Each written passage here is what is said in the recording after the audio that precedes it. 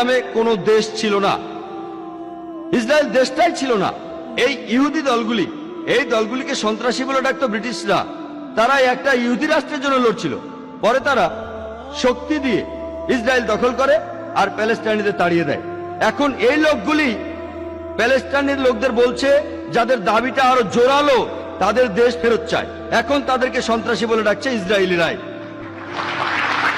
চিন্তা করেন, হিটলার 60 লক্ষ ইহুদি মেরেছিলেন, তিনি ইহুদিদের বের করে দিয়েছিলেন। তারা প্যালেস্টাইনে যাবে কেন? প্যালেস্টাইনিরা তাদের জ্ঞাতি ভাইদের আমন্ত্রণ জানিয়েছিল, তারা যদি কোনো দেশ চায় তাহলে জার্মানিতে ফিরে যাওয়া উচিত, ইউরোপে যাওয়া উচিত।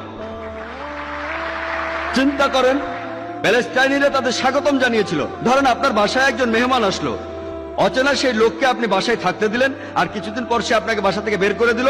আপনি দরজার সামনে বলতে থাকলেন, আমার ঘর ফেরত চাই, ফেরত দেন। লোকে আপনাকে বলবে সন্ত্রাসী।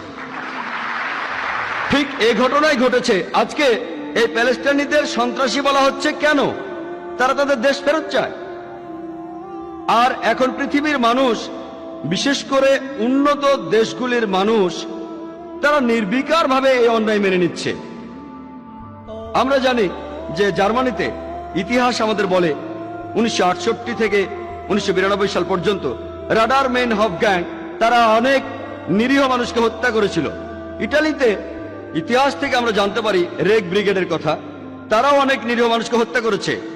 এমনকি 1978 সালে তারা অপহরণ করে ইটালির প্রধানমন্ত্রী